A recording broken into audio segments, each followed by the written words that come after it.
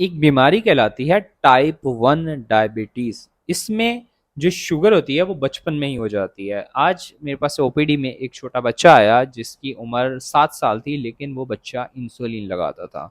अब यहाँ पे जो बात मैं समझाना चाहता हूँ आज की वीडियो के अंदर, कि जो ऐसे मरीज होते हैं जिनके जिस्म में इंसुलिन बिल्कुल भी नहीं बनती, जो टाइप 1 डायबिटीज़ के पेशेंट होते हैं जिनको इंसुलिन लगानी पड़ती है, उनका टैबलेट पे गुजारा नहीं होता, वो बुखार के अंदर अमूमन लोग क्या करते हैं कि बुखार देख के या बीमारी देख के इंसुलिन बच्चों की स्किप करवा देते हैं कि बच्चा ठीक नहीं है तो इंसुलिन नहीं लगाते।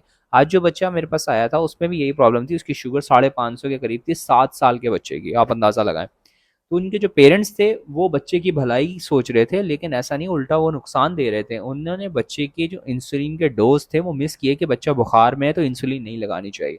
पर ऐसा नहीं है। अगर आपको इंसुलिन लग रही है तो आपने बुखार की फॉर्म हो या कोई भी बीमारी हो, आपको इंसुलिन लगानी है, क्योंकि आपका जिस्म इंसुलिन खुद नहीं बना पा रहा। बात समझ रहे हैं मेरी?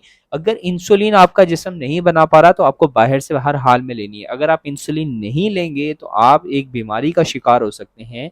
खास तौर पे जो टाइप 1 डायबिटीज़ के मरीज होते हैं ना, उनके अंदर एक खतरनाक किस्म की बीमारी जन्म ले लेती है अगर वो इंसुलिन जो है ना वो 2 से 3 डोज भी मिस करते हैं। इस बीमारी को कहते हैं डायबिटिक कीटो एसिडोसिस। इसके अंदर हमारा जिस्म जो है वो शुगर जो है वो ना इस्तेमाल करें, क्योंकि जो आपके जिस्म के अंदर कार्बोहाइड्रेट्स या शुगर है उसके इस्तेमाल के लिए इंसुलिन की रिक्वायरमेंट है। अगर आपका जिस्म इंसुलिन नहीं बनाएगा, आपको बाहर से लेनी है। अगर बाहर से भी नहीं मिलेगी तो क्या होगा, आपके जिस्म के अंदर एक एनारोबिक किस्म की पाथवे स्टार्ट हो जाता है। आपका जिस्म एक ऐसे रास्ते पे चल पड़ता है जिसके आगे मौत होती है, ठीक है ना, DKA, डायबिटिक कीटो एसिडोसिस। इसके अंदर आपका जिस्म इतना ज़्यादा तेज़ाब बनाता है, इतना ज़्यादा तेज़ाब बनाता है कि आपका जिस्म काम करना बंद कर देता है और अल्टीमेटली आपकी डेथ हो जाती है। इसके अंदर मरीज़ को एडमिट करना पड़ता है, फिर उसकी जो है वो 2 से 3 दिन तक कंटिन्यूस शुगर मॉनिटरिंग होती है, हर 2-2 3-3 घंटे पे एक भी टेस्ट कहलाता है, ABGs, वो करना पड़ता है। पर बड़ी एक तकलीफ दे किस्म की ज़िंदगी होती है कुछ टाइम के लिए।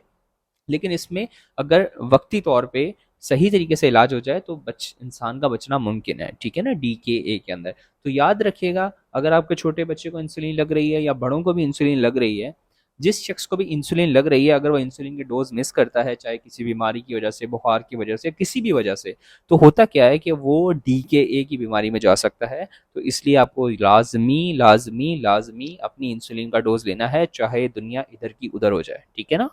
ये मेरा छोटा सा टॉपिक था जो मैं बात करना चाह रहा था। और that's all, this doctor man signing off. अल्लाह हाफिज़।